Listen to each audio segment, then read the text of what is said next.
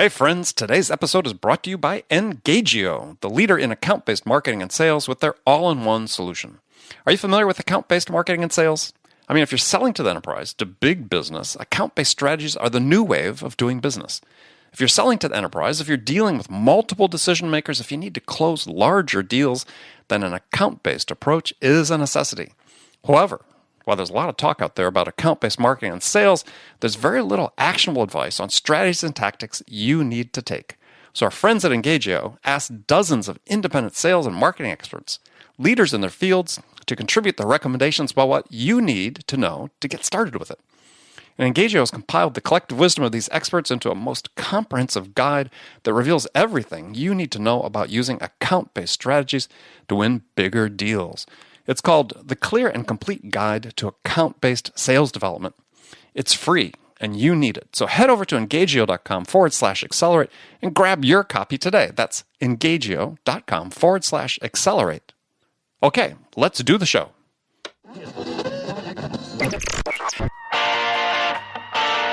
It's time to accelerate. Hi, friends. This is Andy. Welcome to episode 460 of Accelerate, where I hold in-depth conversations with today's leading experts in sales, marketing, and leadership 6 days a week. Let me ask you, are you in a sales slump? Sales just a little bit slower than you want? Well, it happens to all of us, and it usually happens more frequently than we'd like. But if that's the case, you need to visit accelerate.fm/spark to find out how to restart the engine on your sales machine by downloading my step-by-step guide titled How to Spark a Sales Turnaround. It's based on my interviews with over 300 of the world's leading sales experts right on here at the show on Accelerate, where I've taken their recommendations about how to turn around sales and packed them into this free guide that is jammed with actionable advice that you can use right now. So that's accelerate.fm/spark. Download your free copy today. Tomorrow, May 18th, I'm going to be in St. Louis talking at the Drive 2017 conference. If you're in the area, I urge you to attend. There's a great lineup of speakers and workshops. It's organized by Jim Eberlin, Amy Cole, and all of our friends over at TopOps. For more information, go to topops.com/drive-2017. TopOps, TOPOPPS.com/drive-2017. Okay, we have another great show today. Joining me to talk about sales is my friend and tribe mate, Mike Kunkle. Mike is a widely recognized sales transformation strategist, practitioner, speaker, and writer. He's spent 22 years as a corporate leader or consultant helping companies drive dramatic revenue growth through best-in-class learning strategies. And I've invited Mike on to Accelerate because he is one of the most thoughtful people about selling that I know. In his frequent writings, he consistently puts forward a well-thought-out, big-picture, detailed systems approach to selling. The systems approach to selling that forces you really to rethink your own preconceptions about how to get the job done. So looking forward to talking with Mike. Mike, welcome to Accelerate. Hey, Andy. Thank you very much. Hello, listeners. I'm glad to be here, and that's a great intro, Andy, just like my mom wrote it. She did, actually. So, yeah. So, you've been publishing a really interesting series of articles on LinkedIn about, I think, titled Transform Your Sales Results with a Systems Approach. So, yes. So define, first of all, a systems approach. Well, I mean, I hate to use the word in the definition, but I think of it as just a sort of a logical, systematic way to set up an organizational environment that supports a particular function or objective. Mm-hmm. So, you know, it's going about it in a systematic way. So I think of I can't actually remember now where, Andy, I first heard that behavior is a function of the person and the environment. It might actually be Kurt Lewin who first wrote that, but I've seen it in a lot of performance and improvement writings over the years. And when you think about that, if you find the right person and then you put them in the right role and then you create the right environment around them, you have the maximum chance for success. And that environment is what I think about creating most often in organizations. Gary Rumler is fond of saying, or was fond of saying, that if you put a good performer in a bad process, the process wins almost every time. Yeah. And whether it's process, systems, methodology, those are the things that I tend to try to create in companies to support the selling process, to support the sales management process, to support buying and make buying easier, so that you can take an average performer. And, we all like to think, and studies show that, you've asked people if they're average or above average, everybody thinks they're above average, but the bell curve teaches us otherwise, right? Well, we're going to dig into that, by the way. So, okay. That's a great segue, because one of the things that I want to sort of start off our conversation with is because this relates directly to systems, is that given all the new technology that's flooded into sales and other fields in the last several years, decades, we have a lot more data, right, about what's going on, and excuse me, and so let's look at some of that research. You quote some of it in your studies. 61% of new salespeople take at least 7 months to ramp up. 43% of sales reps miss quota, and that number, we know gyrates, but roughly around 50%. Yep. 25% of forecast opportunities end in no decision, and I've seen a report in the last year that had that number as high as 80%. I know. Aon consulting firm reports sales turnovers at a 5-year high. Forrester, publishes an annual report and saying, B2B close rates continue to drop year over year over the last 5 years. Frank Cespedes, from Harvard, was on the show and said, there's $90 billion a year spent on sales in the United States. $90 billion. So when we take all that together, what's interesting is that it says, look, we're in the sort of golden age of sales. We've got all this insight from the data into what's happening. We've got all this great technology to help, in some respects, facilitate communications with our customers, and yet we're becoming less effective, right? The data points to sales in general performing less well year over year over year. So what's your thought about what's happening? Well, sales has always been complex, right? Because it involves, helping human beings make decisions, or, in the early days of sales, it was manipulating and trying to convince human beings to make decisions. And we've become a much more buyer-focused marketplace today where, sales is trying to help people make new decisions. But that alone is complex. And when you start thinking about the types of problems that we're trying to solve in today's environment, and, how complex business has become, and economy and the marketplace, it is a tough business environment today. You look at all of the companies in the Fortune 100 and look back how many years that they've actually been there, or how many that were there once fell off, right? It is so it's a tough environment. Yet in sales, rather than step back and take a scientific look at that, I think about Tony Robbins sometimes, and people say, Mike, you're a Tony Robbins fan, and Tony is incredibly logical. He fires people up. He gets people to walk on coals, right? But Tony said in a book years ago that I read that if you want to be massively successful at something, find out what the people have done to be successful in that, and use them as a shortcut to do what they did. And there's such an incredible sense in that. I don't know that I could say because of that I started doing top producer analysis, but I realized at some point, hey, I'm doing kind of what Tony did, because I'd go into organizations, I'd study the top producers inside that company with that product set in that that customer base, the problems they were solving, the environment they were in, and what were they doing differently. It reminds me of John Cotter, who says 70% of change initiatives fail to produce the intended result. Well, you know what that means? 30% are achieving the intended result. So what are they doing? And we don't seem to do enough of this in sales. We will push harder, faster, longer, trying to do the same thing over and over and over and over, almost like Einstein's definition of insanity, rather than step back and systematically build an environment that will help their organization do the things that the best sales organizations do.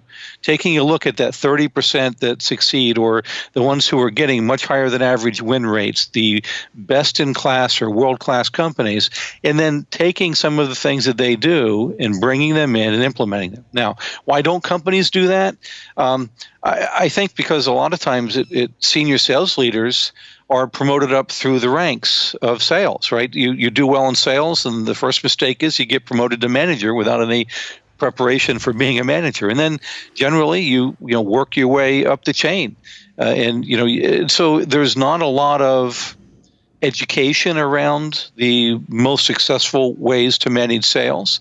The turnover rate of 18 to 24 months puts an incredible amount of pressure, as just does making the number, right, on senior sales leaders. So there is a lot of knee-jerk reactions. There's a lot of thrashing, and not enough. Now there are some, right? I mean, I look at some of the stuff that gets published from Sales Benchmark Index, and I look at the people that you talk to, Andy, on this show. Mm-hmm. There is obviously a lot of good stuff happening, but the bell curve in that middle, that big glob of people in the middle, are thrashing about, not stepping back and saying, okay, let me push aside the 18 to 24 month pressure.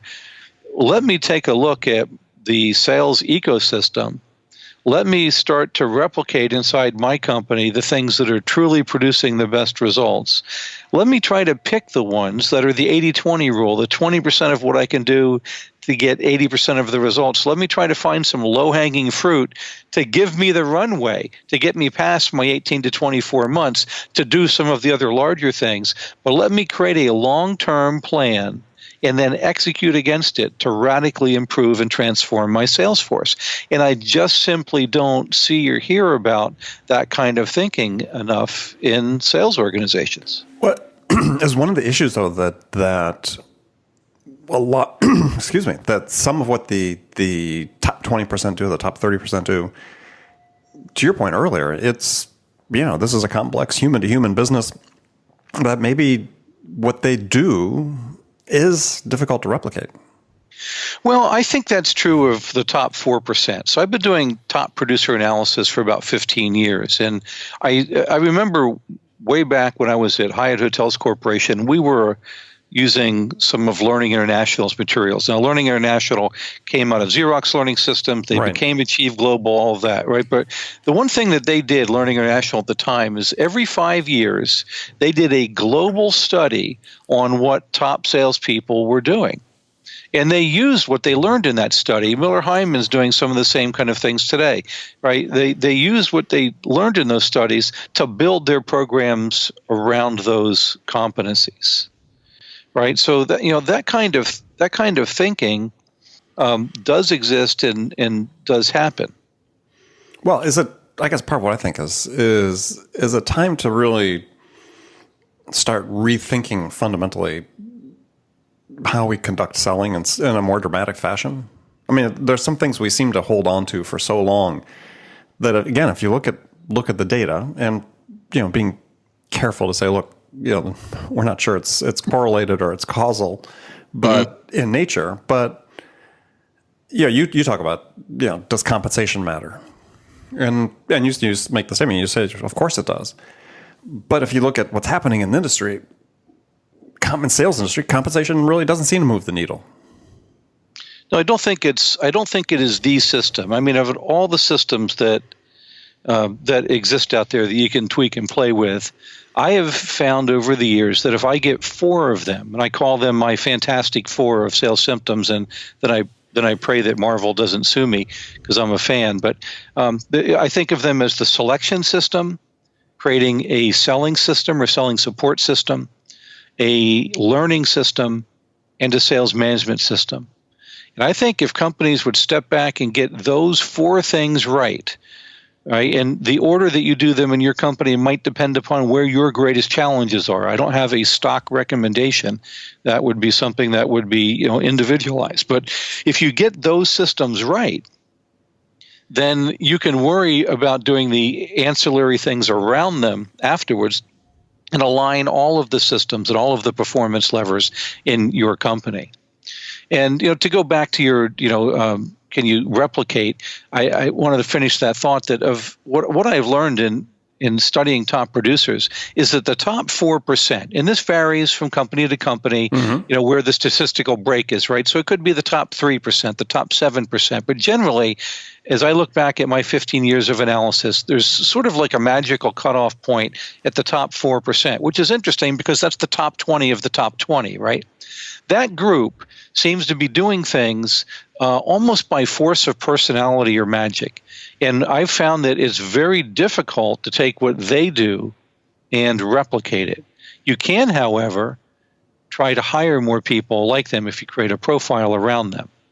If you look at the rest of the top 20, which would be the remaining 16% of the top 20, those people tend to be the mere mortals who have figured out the magic sauce, again, in that company, with those customers, with that product set, in that environment.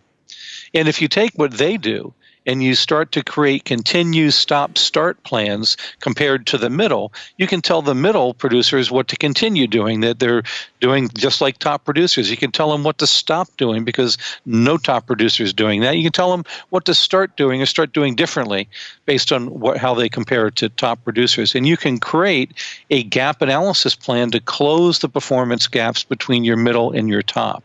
If you get that big group in the middle to move up, magic happens. So, it's a huge lift in results. And I have found that the selection systems, the selling support systems, the learning and sales management systems really support that in helping get the middle moving up. Because like Gary Rumler saying, if you pit a good performer against a bad system, the bad system wins. Right. If you create the systems that work, you can then start to take average performers and get above average performance out of them. That's what I've seen work. Right, but it doesn't seem like we've ever fundamentally shifted the bell curve in selling, right? We still... Well, by and large, no. And by and large, I think the bell curve still sits where it's always been. But the companies who were at the top end of it, not all of them were always at the top end, right? And we see companies make strategic mistakes and get themselves out of there. But the ones who are getting there, I see, through one of two ways. Right place, right time, and the company explodes. And then there are those who are sort of doing the Jim Collins good to great thing, where systematically they are building the machine to move them into that category. So what I'm saying is, why not apply that same thinking about how we would improve sales performance inside a company across the industry and say, hey folks, if you build a selection system, a selling support system, an effective learning system, and a sales management system, and you implement these things, then it's sort of like the old saying that the rising tide lifts all boats. And I think we could see a shift in the bell curve. But we're certainly not seeing it today, but it's because not many people or sales leaders or companies are actually trying this systemic approach toward improving selling. Right. Well, let's talk about hiring for a second, because, again, you talk about that in depth in one of your posts. And here's sort of a conundrum as I see it. I mean, you talk about making sure you're using statistically validated psychometric assessments in your part of your evaluation process for candidates. But when we look at the performance curves, CSO Insights, same things. 46% of reps don't make quota. And let's just say it's 50%, just to make the math easy. Is we have to assume to some degree, don't we? Or maybe built into your assumption is that managers are ignoring the results of these psychometric assessments. Because if they're truly statistically validated, if you hired everybody according to the assessment, theoretically you should be getting better performance across the board than you get if they're validated that way. Well, I don't have stats to show what percentage of sales organizations use these tools. And I do know many who use the tools who don't use them effectively. So again, it's a matter of how well you can execute a great strategy, right? And I would also caution listeners that they want to go check out these tools, and they want to understand how to most effectively use them in a selection cycle. I personally, and most assessment companies that you speak with, don't use them as an end-all, be-all decision. They don't use them as a completely rule-out factor. They use them to continually inform the selection process, to know where to dig in deeper with behavioral interviewing questions, or what to look for in simulations, or what questions to ask references. Right? It's generally should be a third of the buying decision. Now, having said that, though, right, to clarify back to your question, third of the hiring decision, right? Third of the hiring decision. I just don't think that that enough organizations are taking that scientific approach, and when they do, they're doing it somewhat lightheartedly. I've implemented them in environments where they were very serious about it, and I've seen a 75% new hire turnover rate drop to 25% in 6 to 8 months. What'd you see on the outcome side, though, in terms of sales? Well, new hires ramped up twice as fast, and production levels were twice as high. And as when we started to take what we were teaching them in addition to how we were hiring, and we started to assess the rest of the sales force and use it as a developmental opportunity as opposed to hiring, because obviously they're already there, we started teaching them the things we were teaching the new hires, we saw radical growth in the organization, to the point where year over year, when we did the ROI analysis, the CEO and the CFO were willing to attribute $398 million of growth to the 6 projects that we had done, part of which was the selection system, and using psychometric assessments, behavioral interviewing, simulations, and the right kind of background checks to ensure that we were bringing in the right people for the role. And at one point, that company, when I started, 11% of the top producers were producing 94% of the revenue. We radically changed that to more of an 80-20 model. So I do know that it works. I've also seen it, though, where I've tried to implement those systems, and sales managers railed against them because it didn't align with their gut feel, which obviously wasn't working, but no one seemed to care about that, right? And so, they hadn't read Daniel Kahneman yet, right? That's right. Yeah, they would second guess the tools, and they would fight against the process, and they'd wind up right back in the same place that they were, except then when their reps failed, then whether or not they actually used the process, they would blame the process. Right, so you see those kind of self-defeating cycles in a lot of organizations, especially where you don't really have top-down support, or the organization has difficulty staying focused and executing initiatives effectively. When you get it right, though, I've seen real results and real transformations occur. Yeah, well, I think sort of the bottom line with this hiring, as well as the other systems that you're talking about, the 4 systems, is that we have to get beyond this thing about managing with gut, managing by anecdote, because this is really one of the things that's really holding us back. I mean, I don't think I'm not of a mind saying, look, we're going to completely turn it over to the data, because there still is a human aspect to it. But you're foolish if you're not taking advantage of these tools that exist, like the assessments and simulations and things that you detail in your article, as part of your hiring process to make a better, more informed decision. Right. And we could say the same about tools and process for opportunity management, or for strategic account development, or anything else we want to aim it at, right? There are tools and processes and methodologies that, if we adopt them and we execute effectively, we can radically change behavior and performance in any one of these systems. So one of the other things you wrote about that we hear about all the time, and we talk about all the time, and people write about all the time, is aligning the selling process to the buying process. Logically makes great sense. But as they talk about, say, in the challenger customer, and other people talk about in their work, is part of the problem is the buyer oftentimes doesn't know what their process is. Right? It's not monolithic. It's situation dependent. Maybe they've never purchased this type of product or service before. So in many respects, we can say we're going to align to it, but initially we sometimes almost have to help the buyer understand what their process is. Well, that's part of the consulting process that I think sales is becoming. But I would say this, Andy. So let's say that you have a very flexible series of buying processes based on the customers that you're serving, and let's say that you need to be agile and sort of align to those as you go. I think that's becoming realistic and more of a norm. So maybe in a CRM system, you would have to generically, determine how at least you're going to track your sales process compared to the average buying process that you go through. I think where the magic can still happen, where I don't see this happening today, is focusing on the buying process exit criteria. And if you even at a by generic stage, level, I mean. by stage, right? So what are the exit criteria for the buyers? And you can get to that at a high level with buyer persona work and buyer journey work, and you can document exit criteria and verifiable outcomes. But from a sales perspective, if you're in a deal, and you've got to scope out who the decision makers are, you've got to find out their decision process and decision criteria and what do they need to see, hear, feel, touch, and believe in each stage to feel comfortable moving forward to the next stage with you. And that may be different for each of your buyers. To me, this is absolutely the crux and real work of selling.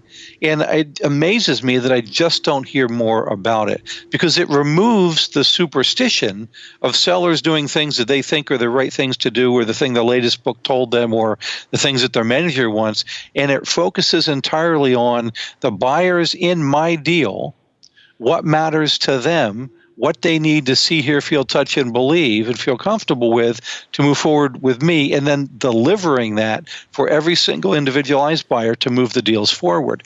That's the key term, individualized buyer. Right. Because it is going to be different for each of them. Absolutely. And in different companies, there'll be different political environments, and people will, we thank you, Aristotle, right, for ethos, pathos, and logos, the first sales trainer, because, is still today, it's no different. Humans have not evolved as much as we like to think we have. If you make a logical argument, if you make an emotional appeal and that logic backs that argument and you've established credibility, that's how you make an effective case and presentation. And if you do that from the other person's point of view, outside in with your buyers and understand, where they are and why there's pain there and where they want to go and what the positive outcomes would be, and how are you going to work with them to co-create a solution that will close that gap. And you can do the ethos, pathos, logos thing throughout that process. You then finally are not ignoring that, as logical as we are in business, people still make emotional decisions, and we very often don't like to talk about that. It's sort of like money. People get hung up talking about money or budget or cost or things, and we kind of shy away from talking about emotions because, oh my God, that's touchy-feely, and I certainly don't want to go there. Yet there were emotional factors and pressures that people feel. I think about something Wayne Dwyer said years ago that struck me. He said, when you squeeze an orange, what comes out? And the juice comes out, right? And why does that come out? It's what's inside. And people are the same way. If you squeeze people, right, whatever comes out is kind of like what's inside. And people in corporate America, people in business today are probably more squeezed in a variety of ways than ever before, right? So there are tensions that they're feeling and there are pressures that they're under. And if you can, without being obvious or without doing it to be manipulative, if you can understand that individual in their world and what matters to them and how they're measured and what their fears are and what they want to move toward, right, then you can work with them to deliver the things that will help them get what they want. And, not all of our solutions will magically meet all of those needs for everybody. But if you understand that to the best of your ability, along with all of the other factors and decision criteria for each of your buyers, you have a much higher likelihood of success. And you will separate yourself from the pack of other sellers by a wide margin because it's very few people who are truly focused on selling to the whole person. Right. Oh, I agree, 100%. I've written about that. I think it's absolutely important. And I think that one of the problems, though, is that companies set up their processes, they define their processes, and train people to processes. But, yeah, it's all about asking the customer for something, right? Rather than investing and building into your process time near the beginning to say, look, we really need to understand this customer to the degree that you talked about terms of how they make decisions. What are the things that are important to them? Define our exit criteria per stage before I really get into the meat of how are we moving them from stage to stage. Yeah. Well, I mean, I got into the training profession years ago through being a subject matter expert and being a seller and a manager. And so I didn't have much familiarity with the training profession as a whole. I worked for some guys in a very well-run company at the time who believed in training, but they wanted to know that there was some kind of result from it. They were getting a return on their investment. So I immediately had to figure out whether what I was doing was working or not, and if it wasn't, why not, and how was I going to pivot, and kind of create a learning lab where I got to experiment and keep doing things and tracking results until I figured out what was working. Now, I don't mean to disparage the training profession, but one of the things that I learned years later when I started to get out more into the profession and learn more about it as a whole is that people were talking about, we should move from training to performance, and we should get a seat at the table, and we should figure out how we are going to actually make something happen and create ROI for our training projects. And I learned that a lot of the industry wasn't doing that. And I didn't know any better, so I did it out of the gate because that's what my management team was asking for. And I made a lot of mistakes, and I bumped to my knees, and I skinned my elbows, and I figured things out, and we pivoted, and we learned together. And they gave me the leeway to do that and figure it out. But that's where a lot of these systems that I'm using today started, and then I've been able to refine them over the years and build on the work of others, and continue to experiment and implement them. And that's how these 4 systems kind of came into being documented, and for me to be able to talk about them today, it all really started from that work. And I think that there's a lot that's done that in organizations today that's very reactive because of the pressures or because of someone's knee-jerk reaction. I think that Scott Santucci, Brian Lambert, Tim O'Hai, people from the Sales Enablement Society, they refer a lot to random acts of sales enablement, right? Or the sales enablement leaders being the VPs of broken things, right? I mean, they're very often put into difficult situations where they just have to do something reactive to plug a hole, and they're not able to step back strategically and say, let's look at our organization, let's look at these systems, let's see where we're strong and where we have opportunity for improvement. That'll help me know where to start, and let me get a plan going about how to improve each of these systems across my organization, and over time, radically drive up performance. And I'm going to continue to talk about this, Andy, until I'm blue in the face, and until I see movement in this direction, because I think this is how we are going to elevate the sales profession.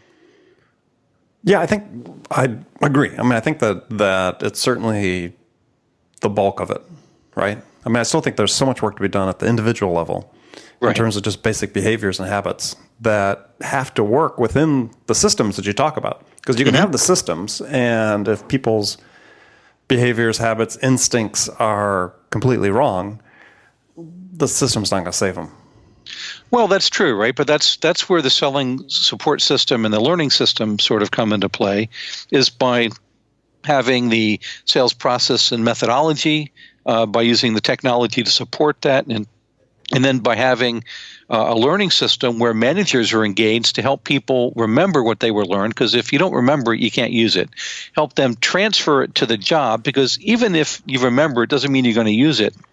And then when they use it, it doesn't mean they're going to do it well out of the gate, right? So then the managers can coach them to mastery. And so if you plug in an effective learning system to support the best practices that you're teaching, or hopefully that you're teaching, right, based on top producer analysis, and then you have the sales management system in place where the managers get into an operating rhythm, and part of that includes one-on-one coaching and doing it not haphazardly, but using a technique like ROAM, right? Results, objectives, activities, and methods. What are the results my rep is getting versus their objectives? If there's a gap, What are the activities they're using to get those results, and how much of those activities? And then what's the quality or the methodology or the quality that they're using, right? And so if you take a look at that, and if you start with analytics, so you know where to go coach. So many people go coach randomly. I'm just going to ride with Bob today, and we'll see what happens, right? But if you look at a report that shows the conversion ratios across the pipeline on the 3 months or whatever your sales cycle is for top producers, for middle producers, for my team as a manager, and then for Bob on my team, I can look right up the line, right, to see the conversion ratios, and I can point out places where Bob is not doing as well as even the middle producers, let alone the top producers or the rest of my team. Now I can say to Bob, hey, Bob, I want to see you with customers between this stage and this stage, rather than I want to ride along with you and coach you. Right, and so if you can target that, if you can get the other systems in place, right, the system then becomes self-perpetuating, and it does deal with competencies right down to the frontline salespeople and what they're doing, to meet buying process exit criteria and how they're using their skills in the sales methodology. So if you implement all 4 of the systems, it will in fact get down to that level. Okay, well, I urge people to go check out Mike's posts and his articles on LinkedIn, talking about his linked systems to transform your sales results with a systems approach. And there are 4 parts already. When we're recording this, I took away that there's going to be more. One's coming. I've done the overview, selection, selling, learning, and I've got the sales management system yet to publish. Okay. Well, good. Well, people should check that out. In the meantime, Mike, thanks for joining us today. Tell people how they can find out more about you or connect with you. MikeKunkle.com, or you can just find me on LinkedIn at LinkedIn/in/Mike Kunkle, Kunkle, all one word. Come and ask to connect. Let me know that you heard me here on Andy's show Accelerate. Happy to do that. And Mike at MikeKunkle.com if people have questions or want to talk about some of the system stuff. Excellent. Well, good. Mike, again, thanks for being on the show. And friends, thank you for spending this time with me today. Remember, join me again tomorrow right here. Until then, really appreciate if you get this minute. Go to iTunes, subscribe, leave a review for Accelerate. I want to hear what you have to say about the show and help us make it better for you. And so thanks again for joining me. And until next time, this is Andy Paul. Good selling, everyone.